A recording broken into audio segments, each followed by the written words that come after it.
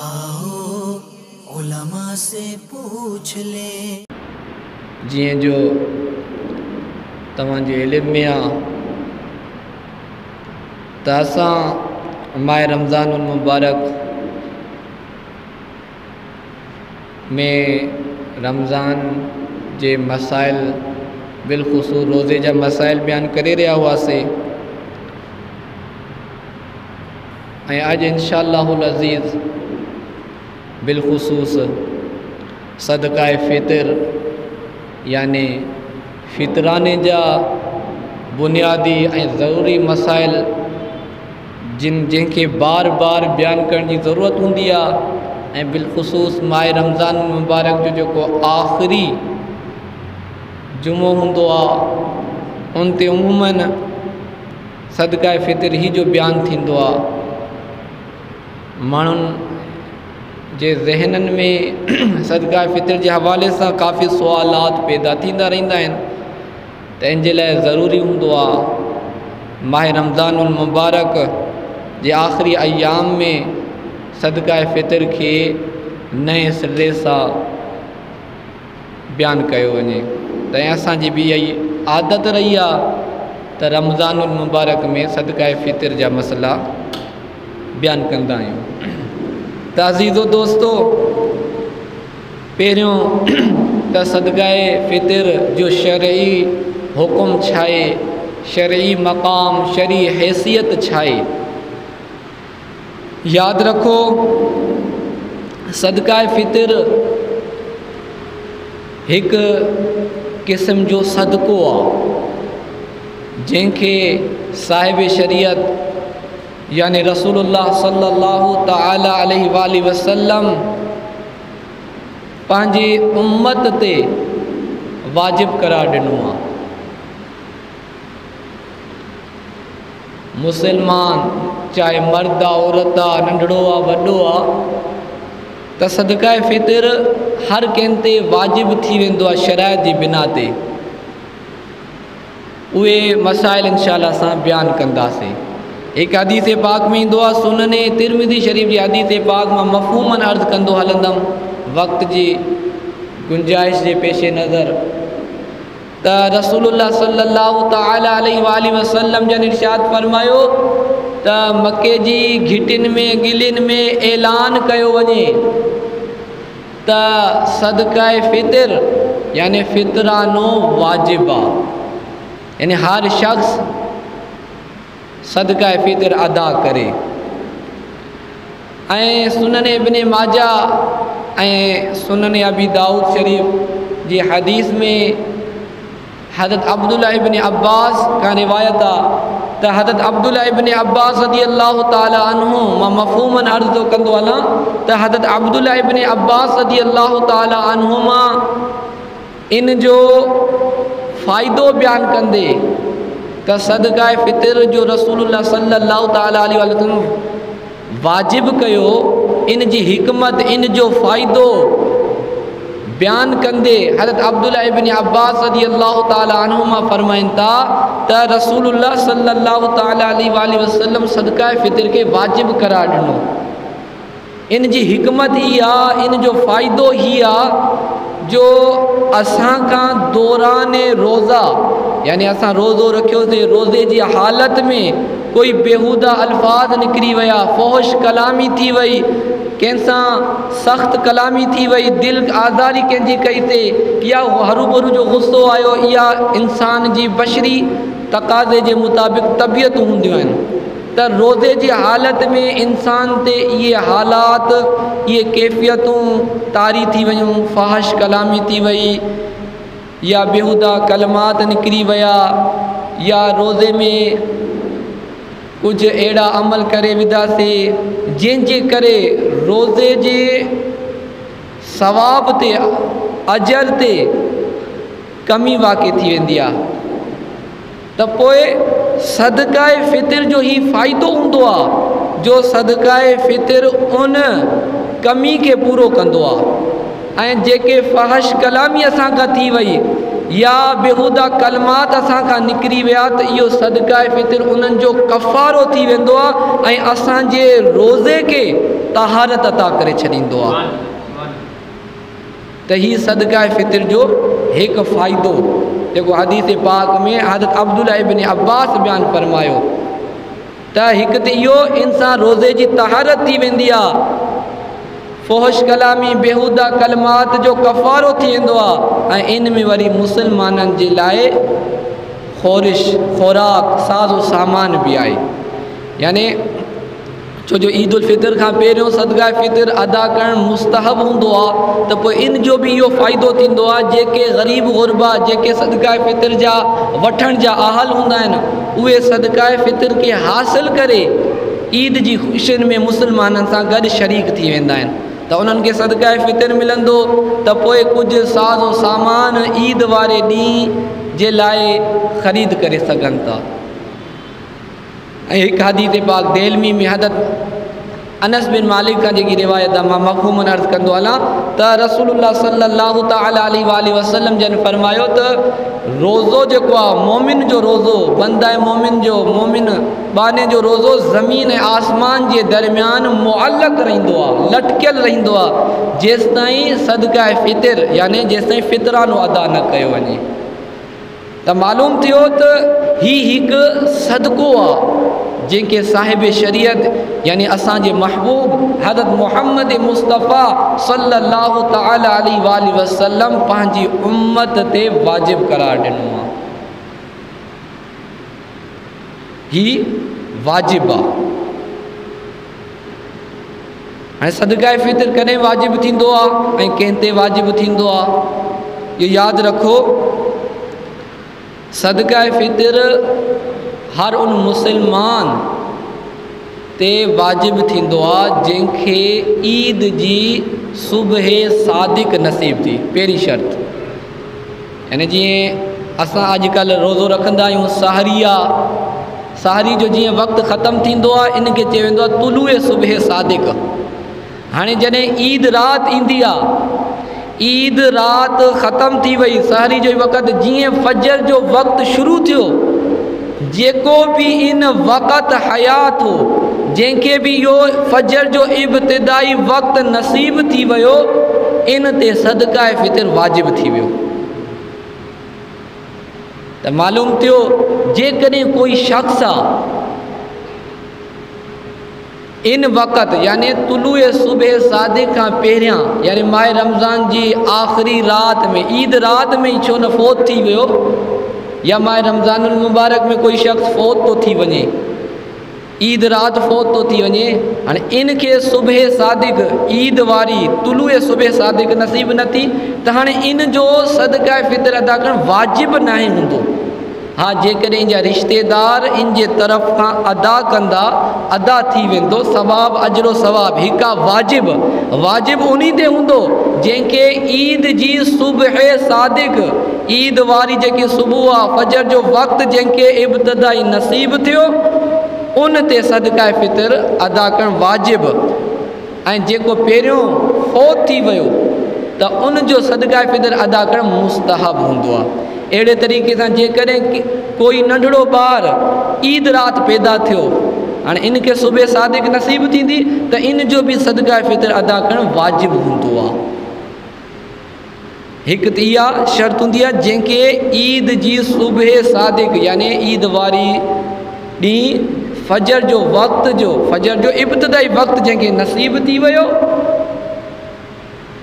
उन ते सदका फ़ितर वाजिब। ऐं ॿियो इहो ज़रूरी आहे त उहो साहिब निसाब हुजे। साहिब निसाब हर अहले इल्म खे ख़बर आहे जंहिंते ज़कात फ़र्ज़ हूंदी आहे, यानी जेकॾहिं निसाब हिकु मख़सूस रक़म खे चयो वेंदो आहे। सोन आहे फ़क़ति सोन त 7.5 तोला सोन आहे, सोन आहे चांदी आहे त 52 तोला चांदी, सिर्फ़ु चांदी आहे, सोन बि न आहे चांदी बि न आहे, उन वटि कुझु पैसा जमा थियल पिया आहिनि त उहो ॾिसे एतिरी आहे, एतिरा पैसा अथनि जंहिंसां 52 तोला चांदी ख़रीद करे सघे त उहो बि साहिब निसाब आहे। इहो न अथसि माल तिजारत अथसि ऐं एतिरे जो माल तिजारत अथसि जो जे 52 तोला चांदी जे बराबरि आहे त इहो बि शख़्स साहिब निसाब आहे। या दौरे हाज़िरा में माण्हू प्राइज़ बांड वग़ैरह वठंदा आहिनि त उहे ॾिसे एतिरा आहिनि त 52 तोला चांदी जे बराबरि थी था वञे त इहो बि साहिब निसाब आहे। या इन्हनि मां का शइ बि 52 तोला चांदी जे बराबरि न आहे, यानी कुझु सोन आहे, कुझु चांदी आहे, कुझु पैसा जमा थिया पिया अथसि, कुझु माल तिजारत आहे, कुझु ॿियूं शयूं था, त इन सभ खे मिलायूं जेकॾहिं इन सभिनी जो मजमूओ 52 तोला चांदी जे बराबरि थी थो वञे त इहो साहिब निसाब, वरना साहिब निसाब न हूंदो। कर्ज़ो अथसि त उहो कर्ज़ो बि कढे करे ॾिसे त एतिरी रक़म एतिरी मालियत बचे जंहिंसां 52 तोला चांदी ख़रीद सघे त पोइ उहो साहिब निसाब हूंदो त उन ते सदका फ़ितर अदा करणु वाजिबु हूंदो। ही वाजिब जी ॻाल्हि आहे। पर जेकॾहिं साहिब निसाब नाहे उहो सदका फ़ितर अदा करे त उन जे लाइ मुस्तहब हूंदो आहे। साहिब निसाब ते वाजिब ऐं जेको साहिब निसाब नाहे त उन ते मुस्तहब। त बुज़ुर्गान दीन फरमाईंदा आहिनि अदा सभिनी खे करणु घुरिजे, छो जो सदका फ़ितर सिर्फ़ु साहिब निसाब सां ई ख़ासि नाहे, जेको ताक़त रखे थो, छो जो इन में ई फ़ाइदो आहे। दौरान रोज़ा रमज़ानुल मुबारक में का बेहूदा कलमात निकिरी विया, फ़ोश कलामी थी वई, त इन जे करे रोज़े जी तहारत थी वेंदी ऐं उन्हनि जो कफ़ारो बणिजी वेंदो। त इहो फ़ाइदो जीअं साहिब निसाब खे हासिलु थी सघे थो त जेको साहिब निसाब न आहे उनखे बि हासिलु थी सघे थो। बाक़ी इहो साहिब निसाब आहे, उन ते वाजिबु आहे, उहो अदा न कंदो त गुनाहगार थींदो। ऐं जेको साहिब निसाब नाहे उहो अदा करे त सवाबु, अदा न कंदो त गुनाहगार न थींदो।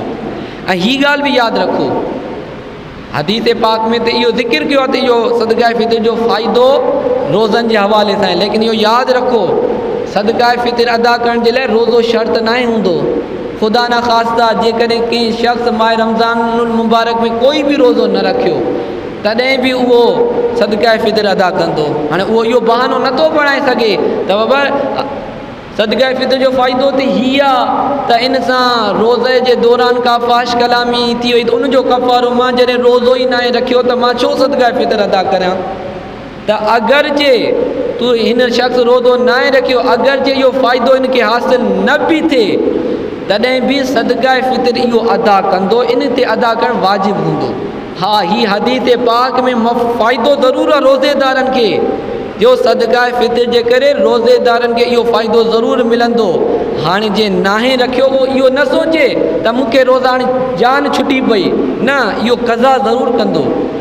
जेकॾहिं नाहे रखे सघियो, ॼाणे वाणे न रखे सघियो आहे या अणॼाण में या का उज़ुर जे बिना ते मुस्तक़बिल में इनखे इहे रोज़ा रखणा आहिनि त पोइ सदका फ़ितर पहिरियों अदा करे छॾींदो। मुस्तक़बिल में जॾहिं रोज़ा रखंदो अल्लाह ताला तौफ़ीक़ न कज़ाद करणी त उन दौरान जेकॾहिं अहिड़ा मामला थी विया त इहो सदका फ़ितर उन वक़्तु बि इनखे फ़ाइदो ॾींदो। बहरहाल सदका फ़ितराने जे लाइ रोज़ो शर्त नाहे हूंदो। कोई रोज़ा न बि रखे थो, साहिब निसाब आहे, सुबह सादिक ईद वारी नसीब थियसि त इनखे सदका फ़ितर अदा करणु वाजिबु हूंदो। हाणे अॻिलो मरहलो त हीअ त ख़बर पइजी वई सदका फ़ितर कॾहिं वाजिबु थींदो आहे। ईद उल फ़ितर वक़्तु, ईद उल फ़ितर जी सुबह सादिक जॾहिं तुलू थिए ऐं कंहिं ते थींदो आहे जेको साहिब निसाब हुजे। हाणे इन जी अदायगी जो वक़्तु सदका फ़ितर वाजिब जो कॾहिं अदा कयो वञे। यादि रखो वाजिब जॾहिं थी वियो त वजूब खां बाद अदा करणु वाजिबु हूंदो आहे। माह रमज़ानुल मुबारक में अदा करणु यानी ईद उल फ़ितर खां पहिरियों सदका फ़ितर अदा करणु मुस्तहब हूंदो आहे ऐं ईद उल फ़ितर खां बाद यानी सुबह सादिक ईद वारी नसीब थी वई त इन खां बाद अदा करणु वाजिबु हूंदो आहे। पहिरियों अदा करणु मुस्तहब। जेकॾहिं कंहिं माह रमज़ानुल मुबारक में ईद खां पहिरियों पंहिंजो फ़ितरानो अदा करे छॾियो त हाणे इन जो इहो अदा थी वेंदो। हाणे ईअं लाज़मी न ईंदो त ईद खां बाद वरी इन ते अदा करणु लाज़मी हूंदो, न न, ईद खां पहिरियां जे अदा कयो, माह रमज़ानुल मुबारक में जे पंहिंजो फ़ितरानो अदा करे छॾियो त उन जो अदा ई थी वेंदो। हा, जेकॾहिं माह रमज़ानुल मुबारक खां पहिरियों माह रमज़ान में अदा न कयो, ईद खां पहिरियों कंहिं अदा न कयो त ईद खां बाद अदा करणु वाजिबु थी वेंदो आहे ऐं इन जी अदायगी जो पूरी उमिरि वक़्तु हूंदो आहे, पूरी ज़िंदगी इन जो वक़्तु हूंदो आहे। जॾहिं चाहे अदा करे, अफ़ज़ल ऐं औला इहो हूंदो आहे त जल्दी अदा करे, ज़िंदगी जो भरोसो न आहे।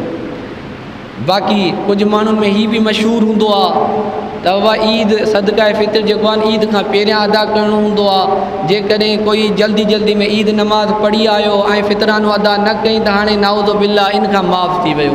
अहिड़े क़िस्म जो कोई बि शरीयत में मसइलो न आहे। इहो माण्हुनि जी ख़ाम ख़्याली आहे, माण्हुनि जो पंहिंजे तरफ़ खां मशहूरु कयल ॻाल्हियूं हूंदियूं आहिनि। बाक़ी सदका फ़ितर ईद खां पहिरियां अदा करणु मुस्तहब ऐं ईद खां बाद अदा करणु वाजिबु हूंदो आहे।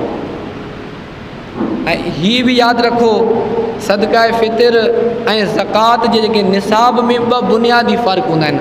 असल जे एतबार खां त कोई न आहे, यानी जेको निसाब ज़कात जो हूंदो आहे, जेको मां बयानु करे आयुमि, उहो ई सदका फ़ितर जो हूंदो आहे। फ़र्क़ु सिर्फ़ु ॿ शयुनि जो हूंदो आहे। हिकु हौलान हौल, यानी ज़कात जॾहिं माण्हू साहिब निसाब थींदो आहे त फ़ौरन ज़कात अदा करणु हुन ते लाज़मी न हूंदी। यानी जंहिं ॾींहं ते साहिब निसाब थियो, साल गुज़रंदो, हाणे इन इहो पंहिंजे माल जी ज़कात अदा कंदो। हौलान हौल यानी साल गुज़रण खां बाद हाणे हिन खे एतिरो सोन आयो, चांदी आयो, साहिब निसाब थी, हाणे उन ॾींहं ते इन ते ज़कात अदा करणु लाज़मी न हूंदी, बल्कि हाणे इन साहिब निसाब खे पूरो साल गुज़रे, साल तक इहो साहिब निसाब हुजे त हाणे इहो ज़कात अदा कंदो। ऐं सदका फ़ितर जे लाइ इहो साल हौलान हौल शर्त न हूंदी आहे। ईद यानी ईद वारी जेकी सुबह सादिक आहे, उन फजर जो इब्तिदाई वक़्तु जंहिंखे नसीब थी वियो त हाणे इहो सदका फ़ितर अदा कंदो। साहिब निसाब आहे इन वक़्तु त हाणे इहो सदका फ़ितर अदा कंदो। इन जे लाइ लाज़ालवी न आहे जो इहो साल गुज़रे इन खे। ऐं ॿी हीअ बि शर्त हूंदी आहे, हीअ फ़र्क़ु हूंदो आहे ज़कात ऐं फ़ितराने में त ज़का हिकु शख़्स साहिब निसाब थी वियो, सोन चांदी सभु कुझु एतिरो अची वियो जो ज़कात जो अहल थी वियो, लेकिन उन वक़्तु ज़कात न, साल गुज़रण खां बाद उहो ज़कात ॾींदो। लेकिन ख़ुदा न ख़ास्ता साल गुज़रण खां पहिरियां उन जो निसाब घटिजी वियो या उन जो माल हलाक थी वियो, निसाब खां सफ़ा घटिजी वियो त हाणे इन ते ज़कात मुआफ़ थी वेंदी आहे। साहिब निसाब हो, हाणे जे साल गुज़रण खां पहिरियां 2 ॾींहं पहिरियां ई हिन खे जेको आहे कोई अहिड़ो इतफ़ाक़ी मामिलो थी वियो जो हिन जी रक़म जेकी आहे निसाब खां घटिजी वई त हाणे इन खां ज़कात साक़ित थी वेंदी, ज़कात माफ़ थी वियसि। लेकिन फ़ितराने में इहे न आहे। सुबह सादिक जे वक़्तु ही साहिब निसाब हो, ईद जे वक़्तु ख़ुदा न ख़ासा कोई अहिड़ो मामिलो थी वियसि जो साहिब निसाब खां माल घटिजी वियो त तॾहिं बि इन खे सदका फ़ितर अदा करणु लाज़मी हूंदो, छो जो इन जो पूरी ज़िंदगी वक़्तु आहे। सुबह सादिक जे वक़्तु साहिब निसाब हो, सदका फ़ितर वाजिब थी चुको आहे। हाणे अगरचे कुझु वक़्त खां बाद इन जो माल हलाक ई छो न थी वियो। इहो बुनियादी 2 फ़र्क़ु हूंदा आहिनि ज़कात जे निसाब ऐं फ़ितराने जे निसाब में। हाणे अॻिलो मरहलो त कंहिंजो कंहिं ते सदका फ़ितर वाजिबु हूंदो आहे। इहो बि यादि रखो, जेको साहिब निसाब हूंदो आहे न, उन जंहिंखे सुबह सादिक नसीब थी वई, जेको साहिब निसाब आहे, इन खे पंहिंजो सदका फ़ितर अदा करणु वाजिबु हूंदो, पंहिंजी ज़ात जो। ऐं इन खां अलावा जेकी उन जी किफ़ालत में उन जी नाबालिग औलाद आहे, नंढड़ियूं आहिनि, न्याणियूं आहिनि या पुट आहिनि, उन जो सदका फ़ितर अदा करण ते वाजिबु हूंदो आहे। पंहिंजो शरी तौर ते हे वाजिबु वजूबी ॻाल्हि करे रहियो आहियां त पंहिंजो सदका फ़ितर अदा करणु वाजिबु हूंदसि। ऐं इन खां अलावा जेकी उन जी किफ़ालत में, उन जी परवरिश करे जेकी नाबालिग औलाद आहे, उन जो सदका फ़ितर अदा करणु इन साहिब निसाब ते वाजिबु हूंदो। इन खां अलावा जेके रिश्तेदार आहिनि, उन्हनि जो इन ते सदका फ़ितर अदा करणु वाजिबु न हूंदो। जीअं वालिदैन आहिनि या बालिग औलाद आहे, इन जो सदका फ़ितर अदा करणु साहिब निसाब ते वाजिबु न हूंदो, मुस्तहब ज़रूरु हूंदो, अदा कंदो त अदा थी वेंदो। या ॿी जेके बि रिश्तेदार आहिनि, भेणियूं आहिनि, भाइर आहिनि, इन्हनि जो बि इन साहिब निसाब ते सदका फ़ितर अदा करणु वाजिबु न हूंदो। घरवारी आहे, इन जो बि सदका फ़ितर अदा करणु साहिब निसाब ते वाजिबु न हूंदो, मुस्तहब ज़रूरु हूंदो। जेकॾहिं अदा कंदो त अदा थी वेंदो। हा, बालिग़ औलाद आहे लेकिन मजनून आहे, मजनून औलाद जो साहिब निसाब ते सदका फ़ितर अदा करणु वाजिबु हूंदो आहे। ऐं नाबालिग़ औलाद जो सदका फ़ितर अदा करणु चाहे त उन्हनि खे ॿुधाइण बि ज़रूरत न हूंदी त अदा कंदो अदा थींदो। बाक़ी बालिग़ औलाद जेकी आहे, छो जो इन ते वाजिबु न हूंदो, जॾहिं उन्हनि जो सदका फ़ितर अदा करे उन्हनि खे ॿुधाए, या त उन्हनि खां इजाज़त वठे या त उन्हनि खे ॿुधाए बा मां तुंहिंजो सदका फ़ितर अदा करे छॾियो आहियां, त अदा कंदो। छो जो असां वटि उर्फ़ आम में अल्हम्दुलिल्लाह हिकु घर जो सरपरस्त हूंदो आहे, उहो सभिनी जो हिसाब कंदो आहे, पोइ सदका फ़ितर अदा कंदो आहे, त सदका फ़ितर अदा त थी वेंदो। मां हिकु ॻाल्हि कयां, कंहिंजो कंहिं ते वाजिबु आहे साहिब निसाब जो पंहिंजी ज़ात जो ऐं पंहिंजी औलाद जेकी नाबालिग़ अथसि उनजो वाजिबु, इन खां अलावा जेके आहिनि उन्हनि जो जेको आहे मुस्तहब हूंदो आहे। अदा कंदो त थी वेंदो, न अदा कंदो त गुनाहगार न थींदो, इन ते फ़र्ज़ु न हूंदो। जे घरवारी आहे, घरवारी जेकॾहिं पाण साहिब निसाब आहे त उहो पंहिंजो पाण अदा करे त अदा थी वेंदो। अहिड़े तरीक़े सां कोई औलाद आहे, उनजो वालिद फ़ौत थी वियो, वालिद न आहे त हाणे ॾाॾो जेको हूंदो न वालिद जे क़ाइम मक़ाम हूंदो। जेकॾहिं ॾाॾो साहिब निसाब आहे त पंहिंजे पोटनि पोटियुनि जेके नाबालिग़ आहिनि उन्हनि जो ॾाॾे ते सदका फ़ितर अदा करणु वाजिबु थी वेंदो आहे। या मजनून पोटरा पोटियूं आहिनि, उन्हनि जो बि सदका फ़ितर अदा करणु ॾाॾे ते वाजिबु थी वेंदो आहे, जेकॾहिं वालिद फ़ौत थी चुको आहे। जेकॾहिं वालिद बि न आहे, ॾाॾो बि न आहे, हाणे वालदा आहे, त वालदा ते शरई तौर ते पंहिंजी औलाद जो सदका फ़ितर अदा करणु, चाहे बालिग़ आहे, नाबालिग़ आहे, मजनून आहे, आक़िल आहे, इन जो सदका फ़ितर अदा करणु वाजिबु न हूंदो। अदा कंदी अदा थी वेंदो, बाक़ी जेकॾहिं अदा न करे ॼाणे वाणे बि गुनाहगार न थींदी। पर अल्हम्दुलिल्लाह असां वटि उर्फ़ आम में अदा कयो वेंदो आहे। त हिकु मां ॻाल्हि करे रहियो आहियां वाजिब जी, त कंहिंजो कंहिं ते वाजिबु हूंदो आहे। साहिब निसाब जो पंहिंजी ज़ात जो अदा करणु वाजिबु हूंदो, ऐं इन खां अलावा पाण खां अलावा जेकी उन जी किफ़ालत में नाबालिग़ औलाद आहे। ऐं सदका फ़ितर जा मसारिफ़ कंहिंखे ॾेई सघिजे थो। यादि रखो, जेको साहिब निसाब नाहे उनखे ॾेई था सघो। शर्त इहो आहे त तव्हांजी औलाद न हुजे ऐं तव्हांजा वालिदैन न हुजनि, यानी तव्हांजी असुल बि न हुजे, फुरू बि न हुजनि। तव्हां पंहिंजे पीउ माउ खे सदका फ़ितर नथा ॾेई सघो। पोइ इहो पीउ माउ आहिनि, ॾाॾा ॾाॾी आहे, इहे उहो मथे ताईं जेके बि हयात आहिनि, यानी पंहिंजे वालिदैन जे वालिदैन खे बि नथा ॾेई सघो, औलाद जी औलाद खे बि नथा ॾेई सघो, असुल ऐं फुरू। इन खां अलावा ख़ानदान में कोई सैयद आहे उनखे बि नथा ॾेई सघो। बाक़ी जेके बि रिश्तेदार आहिनि, भेण भाइर आहिनि, चाचा आहिनि, चाचियूं आहिनि, क़रीबी रिश्तेदार जेके सदका फ़ितर जा अहाल आहिनि उन्हनि खे सदका फ़ितर ॾेई सघो था। बाक़ी असुल इहो ई आहे, जंहिंजी पंहिंजी औलाद खे नथा ॾेई सघो ऐं जंहिंजी तव्हां औलाद आहियो उनखे नथा ॾेई सघो, सैयद खे नथा ॾेई सघो। इन खां अलावा जेको बि ग़रीब ग़ुरबा रिश्तेदार क़रीबी आहिनि उन्हनि खे ॾियो। बहितर इहो आहे त जेके क़रीबी रिश्तेदार आहिनि उन्हनि खे ॾिनो वञे, छो जो इहे हिकु त सदका फ़ितर बि अदा थी वेंदो ऐं रिश्तेदारी बि अदा थी वेंदी, ऐं इन खां वधीक इहो सिला रहमी जो बि अल्लाह ताला सवाब अता फ़रमाईंदो।